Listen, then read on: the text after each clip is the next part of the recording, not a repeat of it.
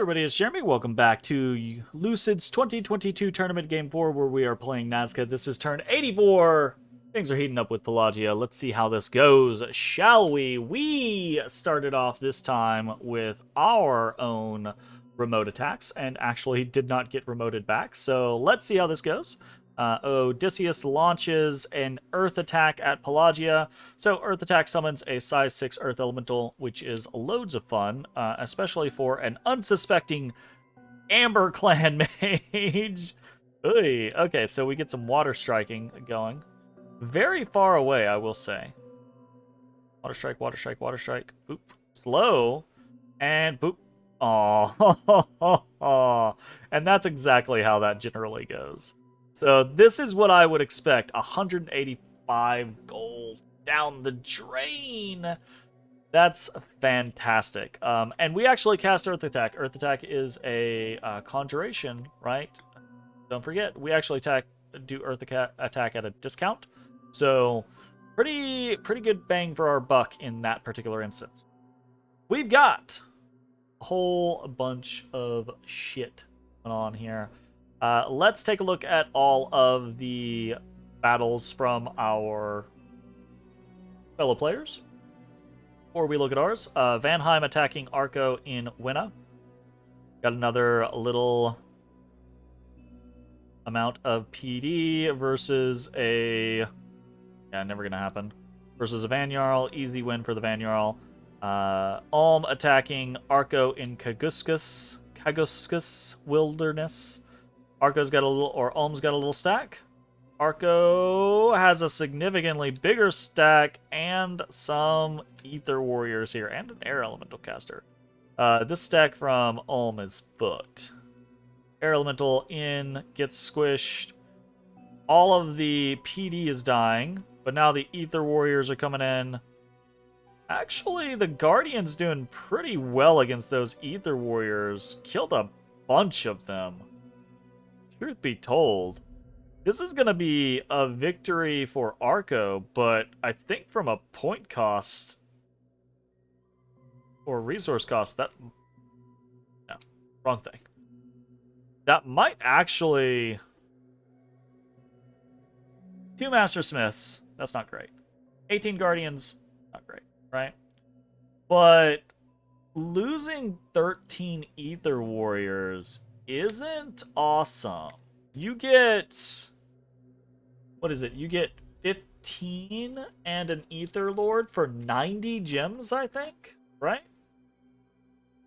Obviously, the majority of those 90 gems goes into... I can't type.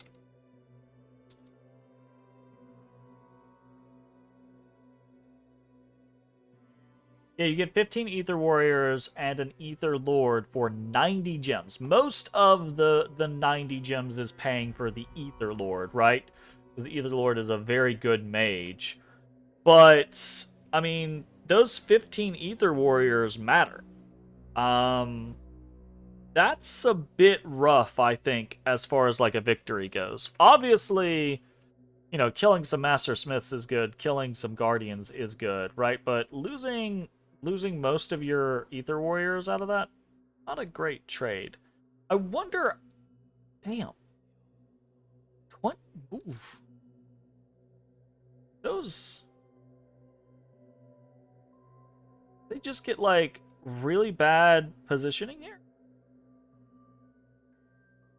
They don't have any protection buffs, so they're just 19 protection, right? Ethereal doesn't mean shit for Guardians. And these Guardians are hitting for 32 damage. Yeah, so they're 32 piercing damage. They actually can kill Ether Warriors in like one hit. Potentially. It'd have to be... Yeah? Nope. Holy shit. That's interesting. And the Ether Warriors just kind of like hit at a bad point. Where they took the brunt of the damage rather than these lucked up hoplites. That's pretty unfortunate. Arco attacks Ulm in Sailor's Haven. Got a stack of hoplites, mages, etc., etc. And then over here we've got more of the guardians and masters and things like that. We've got a King of Banefires.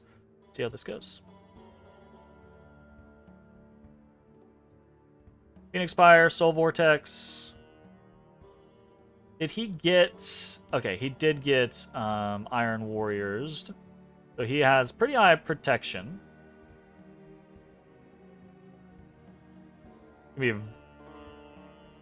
Ooh. Frozen Hearts. Look at that. Right? We have a Frozen Heart, Frozen Heart, Frozen Hearts. Frozen Hearts. I bet if we check him...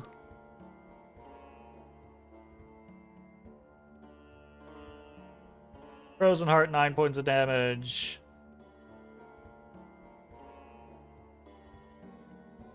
14, 13, 12.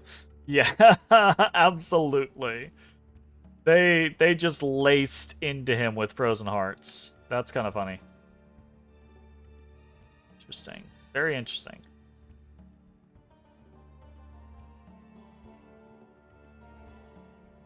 Hoplites are fighting against the...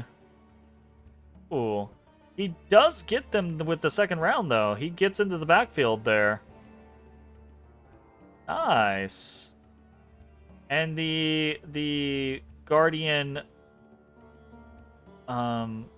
Guardians, the bodyguard Guardians, actually hold off the Hoplites. That's pretty good win for Ulm there. Yeah, that's very solid. 4 Mystics down, an Enchantress down, a fair amount of Hoplites, some Heart Companions. Those are the types of losses that Arco does not want to be taking against a 2v1, right? Like, that's unfortunate. Especially adding that, the Ether Warriors that they lost, like Pyrrhic Victory stuff right there. Absolutely. Obviously, like, this wasn't a victory, a Pyrrhic Victory. This was a straight loss, but, like, damn. Nice job done by Ulm there. Arco attacking Vanheim in Millgate.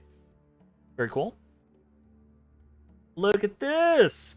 Little stack of Peltis, but in the back we've got an Archusa with some Mandragoras. That's pretty neat. Everything's gonna die to this Vanjarl. Gotcha. Fucking, I hate elves. I hate elves. Because it's like, you get all these little raiding things going. And then elves go, here's one guy on a pony. Oh, you gotta be able to deal with the one guy on a pony. I have to be able to deal with the one guy on the pony. Absolutely. Arco attacks Van in Own. It's really hard to deal with the one guy on the pony, by the way. We've got a Mystic here, casting Luck. We got a guy in the back. We've got some Hoplites. Arco's player, I will say, does a pretty damn good job of doing extremely low commitment shit like this. Just to be like, here's one mage, and here's some Hoplites. They'll probably be able to take out 6 PD. So, if there's anything here, it'll kill them. But otherwise, they'll be fine. Did you put anything? Did you leave anything here? The answer is no. So, good job. Arco wins there. Alright. Time for all the battles. Let's see. We get magic phased in Tears of the Pantocrator. So, there is a Triton King here with a Thunder Whip, a Ring of Sorcery, an Iron Face, and we're not here. Which is wait, hold up. How did we get magic phased? Did we get magic phased? This totally was a magic phase. How does this work? Trolling forces have been beaten, but we still have our fortress. No, it can't have been a magic phase. That's weird. Why is this here then? Because if he magic... Oh, no, this is... Okay, sorry. Boom, my brain is dying. This is absolutely a magic phase. How did we get the fuck out of there then? Did we? Maybe we didn't. All right, well, we're about to see some questionable shit. We got magic phased in Tears of the Pantocrator. Took out my 1 PD. Easy peasy. Is there another fight in Tears of the Pantocrator? I do not know what happened here. I'm gonna have to like take a second look at this. We get attacked in Emerald Lake. Let's just keep moving down the stuff. We attacked in the Emerald Lake. Small stack of mages, some Knights of the Deep. We have nothing here. We attack in the Great Blue. Little stack of Long Dead. Should work just fine against this PD. And it does. So we win in Great Blue. We get attacked in Cerulean Sea. So Cerulean Sea is actually where we just were. We're just getting pinged by a single Ictiad Lord. Pelagia just keeping me honest there, right? Like, making sure I'm putting PD into my provinces, which absolutely always will at least 1 PD. So keeps us honest in Cerulean Sea. We win there. We attack in Silver World. Up on land against some Pale ones. Should be fine here. Easy peasy. We win in Silver World. We attack in Yis. Just a stack of Long Dead, and there's an army here. So this stack of Long Dead is absolutely about to be vaporized. And we see kind of like, again, another example of what we're going to be facing off against. Big stacks, it looks like big stacks of bodyguarded units with a little bit of things like gelatinous cubes and flame jellies and things like that. So, this is pretty interesting, but could be dangerous depending on what we run into Pelagia with. So, we lose in Yes. We get hit in Rid. We've got 2 Pelagian Mystics just coming out to say hello versus a single Supaya? Nope. The Supaya had no support. It was nothing. So we lose immediately in Rid. Is what it is. We get attacked in Blue Water. So we've got a little raiding party here. We've got an Amber Clan Mage. We've got some Hippocampuses, some Wave Warriors, etc., etc. We anticipated getting attacked here, and in point of fact, we had some Supayas here. They're gonna rout because we don't have an undead leadership, but we sent a Hydromancer here to do Living Water. And it's possible that we lose, but Living Water elementals are just so good underwater. So, and we brought more water elementals in this particular fight. So we win in Blue Water. Very nice. We didn't really get much out of it. And in fact, it cost us 3 or 4 water gems. So not a super win, but it is what it is. We are attacked in Blue Waters. Different location. This is just a Shambler Chief, but we only had a single undead there, so we do get routed. Okay, Sea of Colossus. This is potentially a big one, because we were expecting Sea of Colossus and Sea of Woe and Blackport were all potential issues, right? Sea of Colossus is the one we were most concerned about. Let's see what Pelagia sends out. Pelagia does come at us with a decent little stack. We've got some Corpse Constructs, we've got some Wave Warriors, we've got a decent stack of Mystics, and we've gotten some Gelatinous Cubes. So, we sent in a lot of reinforcements here. The question is this going to be enough to deal with this? I hope so, but we've seen, right, like, if we land in the wrong locations, etc., this can get pretty ugly. That being said, this force has a lot more going on. We have Quickening happening. We've got Army of Gold coming out. We've got a Frostfen coming out. We've all anti-magicked up. We're all blessed up. We're all lucked up. right? Forces up in the air. Let's see how the landing happens. It's not the worst landing on the face of the planet. The best landing on the face of the planet.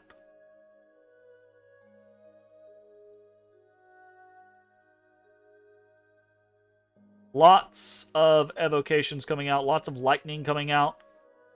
Interestingly enough. We have friendly currents. We have shark attack. We have relief. They have friendly currents. And it does look like we're going to overwhelm them, but it also looks like we might take a fair amount of losses doing so.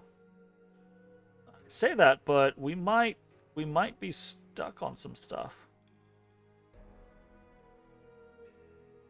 Okay, we do look like we're winning. How much of their mage core are we going to kill, though, is the question. That's a lot of people escaping, unfortunately. Our Supayas did not do super great in the backfield. Okay, Sea of Colossus. We got a fair bit, right? We got a Lich down. We got 7 Pearl Mages. That matters, absolutely. We got 5 Pelagian Mystics. That's pretty good. 22 Corpse Constructs, whatever. 15 Gelatinous Cubes, whatever. 21 Wave Warriors, whatever. They did a lot of fucking work. We lost 169 Nazcan Long Dead, which we don't give 2 shits about, but we did also lose 69 Supayas. The question is 69 Supayas worth a Lich, 7 Pearl Mages, and 5 Pelagian Mystics? And I think the answer is yeah, absolutely, right? Again, we don't want to lose that. That's like 3 turns of Supayas for us, but 7 Pearl Mages is a fucking lot, right? Like, that matters, right? So this is a decent victory for us, even though we lost more people. Or we lost more infantry, right? Sea of Woe is another potential issue point for us, right? Sea of Woe, Sea of Colossus, and Blackport. But Sea of Woe is just a shambler pinging us, and he gets soul slayed. Easy peasy. We are attacked in Nuptia. And this is a little stack of dead. We just had a long dead there, so easily knocked off. We are attacked in Blackport. Is this a bigger attack? Okay, so Pelagia decided, from Hippocampus's fortune, they decided to attack both Sea of Colossus and Blackport. And I think that was a problem. I think if they had sent everything that they had to Sea of Colossus, that they might have won there. If they sent everything to Blackport, I don't think they would have won, but I think they might have done okay. So instead, they split themselves up, and I think we're going to defeat them in detail, right? So we've got Triton Kings coming out. We've got some Hydromancers. Look at this fucking bootleg Philosopher's Stone, the Grand Hydromancer. Look at that guy. Holy shit. Got some stuff coming out. But this has everything. This army has basically all of the things that we have to bring to the field. And the especially big thing is it has Huakas, which can fight way more effectively on land than they can in the water. And that matters, because these guys are gonna kill the shit out of things when they're all buffed up, right? Killing Triton Kings, killing Mystics in the back. Been pretty solid. Now, some of these guys are difficult to kill. Trolls, Triton Kings, etc., etc. But they get stabbed well enough. Or disintegrated. That works too. What do we got going on? In Blackport, we lost a single Shaman. We lost 61 Nazcan Long Dead. We lost no Huakas, no other substantial issues or anything like that.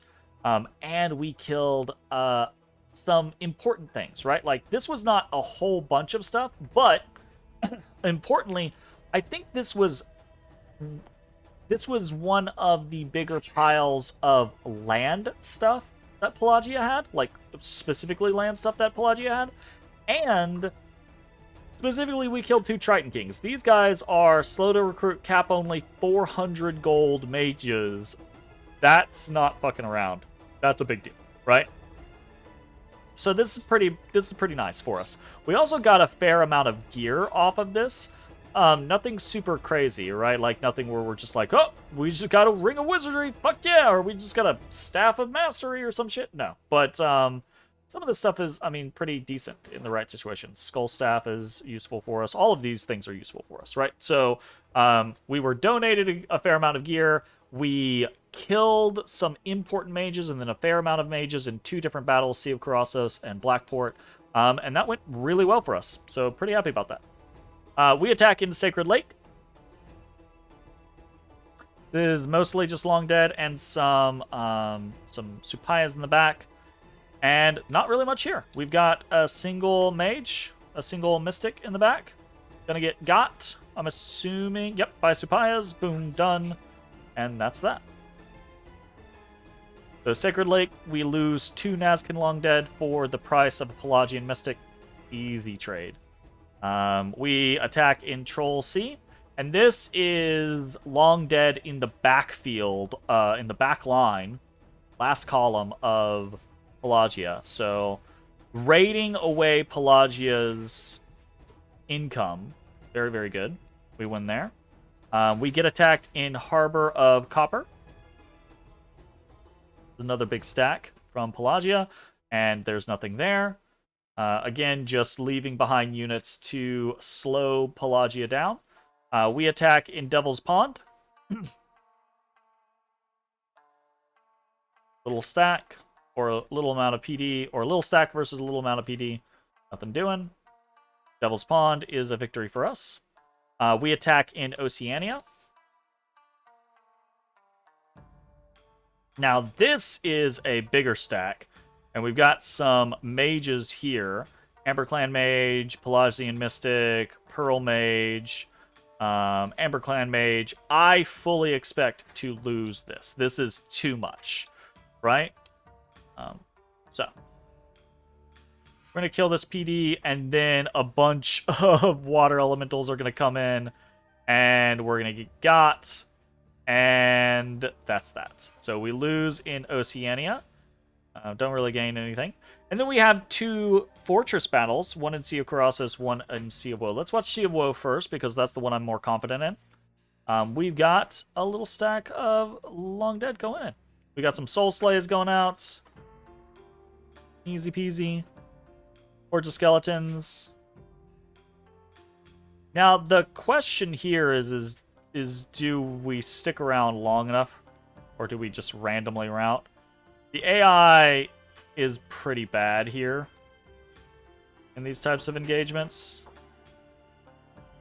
Like, the fact that no other Long Dead are going up this side, right? To try to hit both sides at the same time. This could take forever, so I don't want to.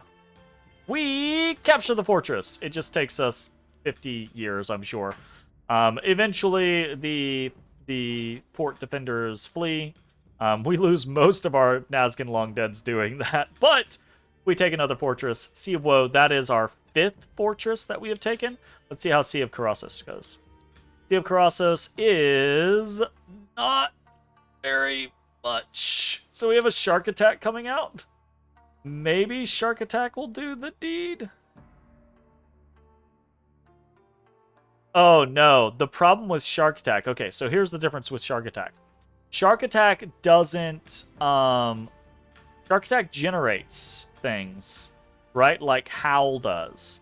But only if there is, like, our units are dying, right? Like, because they have to, there's got to be blood in the water, I think is what it is. So, as you can see, there's no fucking sharks happening. Oh, God, what? These units are all crippled. Because we cast something on them and crippled them. So we broke them, most of the units fled, and then we flee, and since these units are crippled, we're going to get off the battlefield first. So that was a horrible, horrible fucking battle for us. So we actually lose in Sea of Colossus, although we don't lose much, right? Very sad. But that's okay. It's fine. And that's pretty much it. 25 minutes later, we got watching the battles in these big wars takes so much time. So battles versus Pelagia, 11 wins and 9 losses. This was a significantly better turn for us from a battle perspective than it was last turn, obviously, and still pretty good for us from a rating perspective. Still pretty good for us for a taking forts perspective. Obviously, we just failed to take the fort in the Sea of Colossus, but I don't think that's too big of a deal, too big of an issue, honestly. Yeah. Anyways, moving on. We got some unexpected events. In Great Blue, a magic item has been found and transported to the Arcane Laboratory, so we got a lodestone amulet. Pretty cool. In Ironwood Forest, the tax collector has been waylaid, so we lost tax and gained unrest. And then in Troll Sea, a series of unfortunate events have redirected important trade routes to other areas. 2 of these events, so we lost province income. 2 of these events are actually in Pelagian territory that we now control. So again, our luck just not really like firing for us very well here. So events for the turn: 2 negative, 1 positive. Ironwood tax minus 100. Ironwood unrest plus 16. Troll Sea income minus 10. And then we got 1 lodestone amulet. So kind of rough. Not the greatest. Yeah. Ooh. What else do we got going on? We have Sea of Colossus is still breached. We've got Sacred Lake is breached now. Blackport is breached. We are under siege in Tears of the Pantocrator, but that's not breached yet, so that's actually pretty interesting. So yeah, pretty cool. We lost 1 Huron priest, so we gain a new Malkoy priest. Let's talk about Stirth. What are we doing this turn? Again, same type of scenario. Anything that's on land is almost entirely just moving undead to the front lines, or in the cases down here, it's moving to try to support Blackport and Sea of Colossus. So we've got a couple of targeted scenarios here. Our main focal points are now Blackport, Sea of Colossus again, and Sacred Lake. So let's take a look at each of those.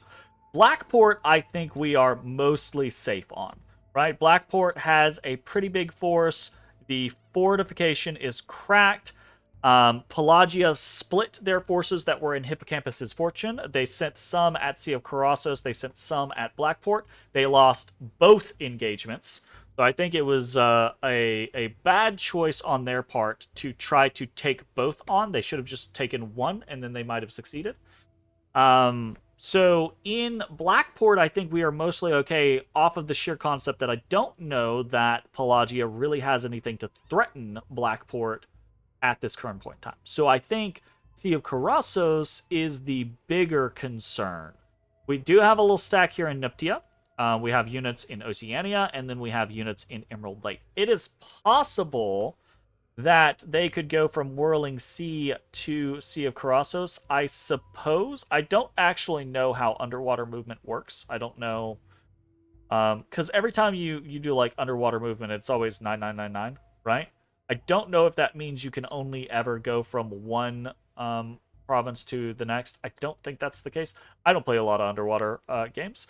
I think absolutely they could potentially swim from Whirling Sea to Sea of Colossus. So, Sea of Colossus is a problem. We're continuing to raid around in the backfield, and then we're gonna try to not die in Sacred Lake. We've got 2 main concepts here. In Sea of Colossus, we are storming the fort, and we've got plenty of units here.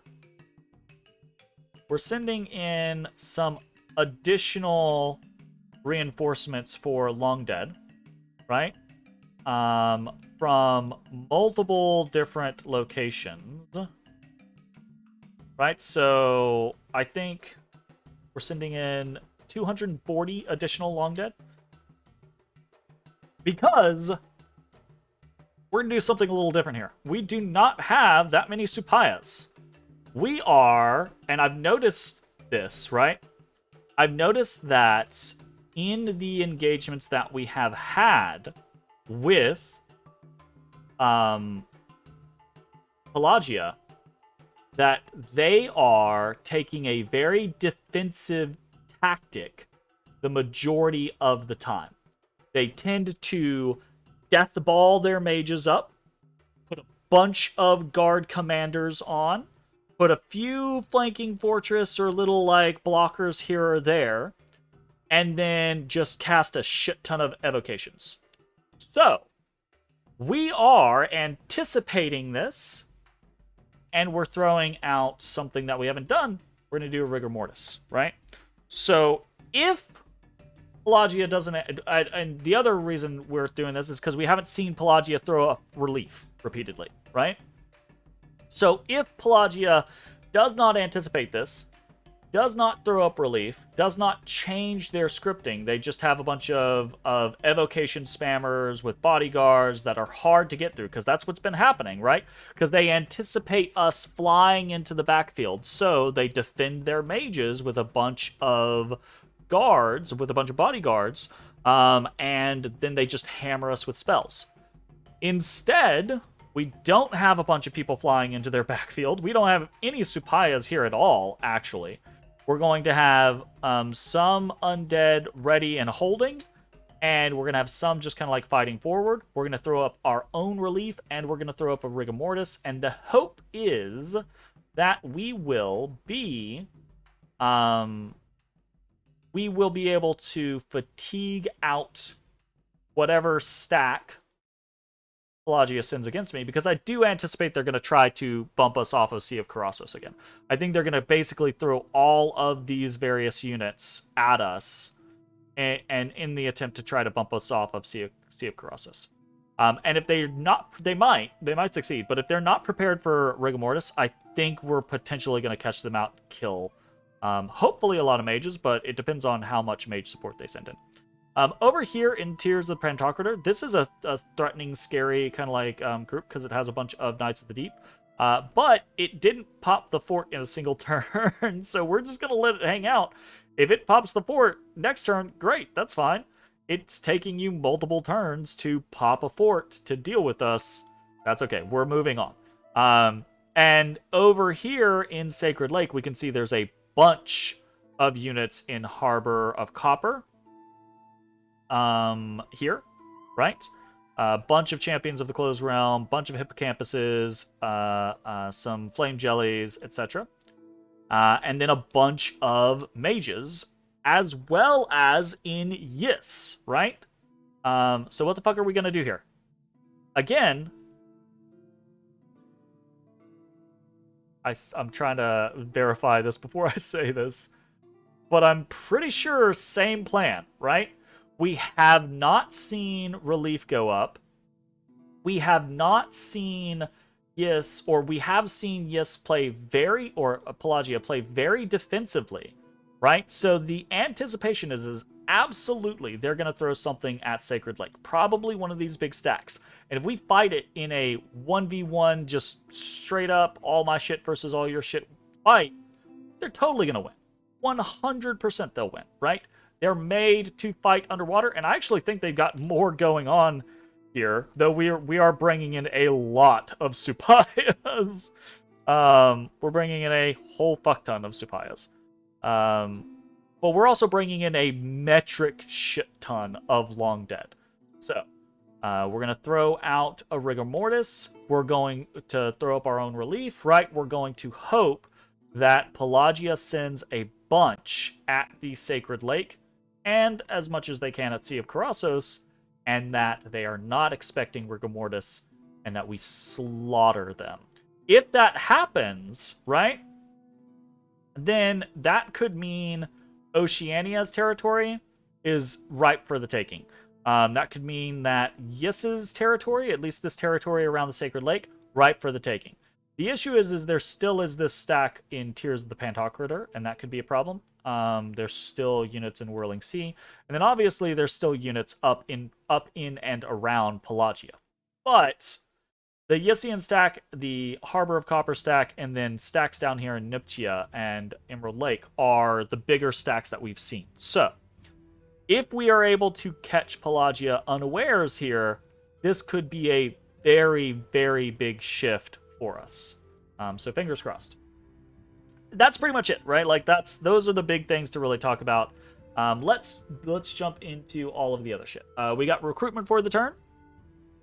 We've got 1 Akla, 1 Lizard Shaman, another Royal Malqui, 1 Malqui Priest, 1 Hydromancer, and 5 Sun Guards. So we talked about this previously. We're actually starting to get a fair amount of gold off of our conquests, and that is awesome. We have income again.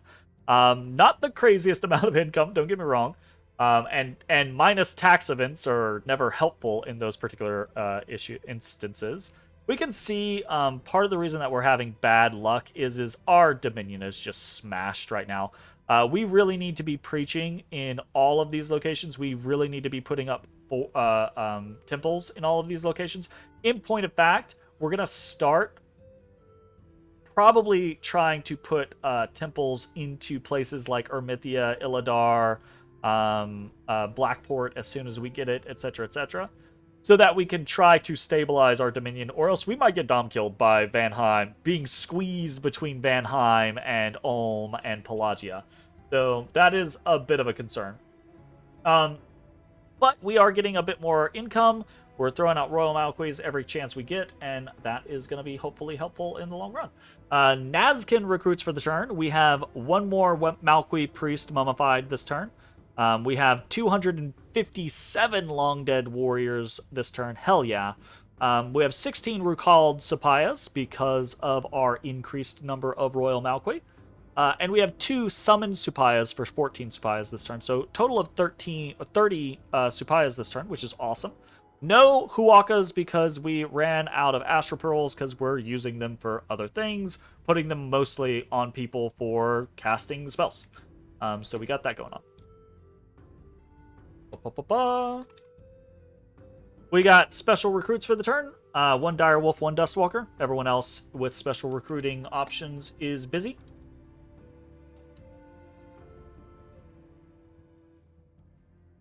And then all the other stuff. Pretty simple scenarios. We've got rituals for the turn, 6 Revive Kings, and 1 Earth Attack. So Earth Attack went well last turn. Ooh, you know what? I didn't put this on. I didn't put this on this turn or the last turn. I need to factor in the Earth Attack that we did into it's a pittance. It's so small, but it is stuff saved by the Ultimate Gateway. So Earth Attack is 5. I think we cast it for 3. Yeah, we cast it for 3 gems. So Earth Attack, very, very cheap for us to do. Probably gonna toss it out for several turns. I'm gonna consider even trying to get someone else to move over here so we can do multiple Earth Attacks, right, per turn. That could be pretty cool. 2 Earth saved. I need to go back to my previous information here and put this in as well.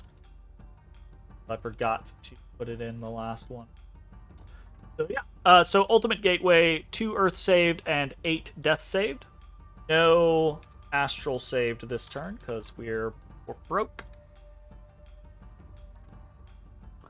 And then Forging. 2 more Rings of Water Breathing, 1 Lightless Lantern, 1 Huaca Headdress, 3 Amulets of the Dead, 1 Cornucopia, and 1 Crystal Coin. So kind of just polishing things off. A lot of these types of things we've already talked about. The Rings of Water Breathing, Huaca Headdress. Every time we get a new Royal Malqui, we want another Huaca Headdress. The Amulets of the Dead, we got a bunch more Malqui Priests now. We kind of want to suit them up with Amulets of the Dead when we can, so that they're producing more and more Long Dead. It'd be great if we can hit that 300 and then 400 mark of Long Dead produced. Mwah, would be awesome. The crystal coin and the cornucopia are kind of where we start hitting new stuff, right? So crystal coin, or not new stuff, but crystal coin. We realize we don't have a lot of ability to teleport around our royal Malquis. We only have like a single crystal coin. I see. We had like a single free crystal coin, right, just floating around. So we want more crystal coins and things like Starshine Skull Caps for our Koyas, etc., etc. And then the cornucopias is, again, just trying to, like, maximize our gem efficiencies. We've got these...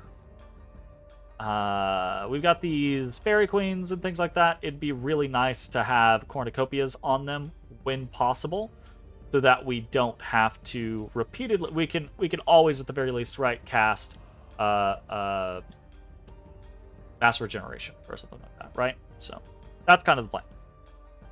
All right. Anything else really, really big to talk about?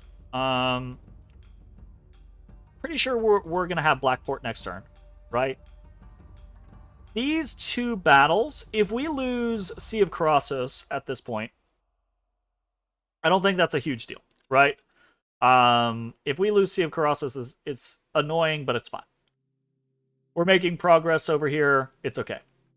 We're throwing a fair amount at Sacred Lake. If we lose everything at Sacred Lake, that's going to be a little bit of a big deal. But this is one of those kind of like gamble moments of, if we're right, if we make this call and Pelagia comes in and they do like they've been doing, they don't prepare for rigor right? They fight in a very defensive way.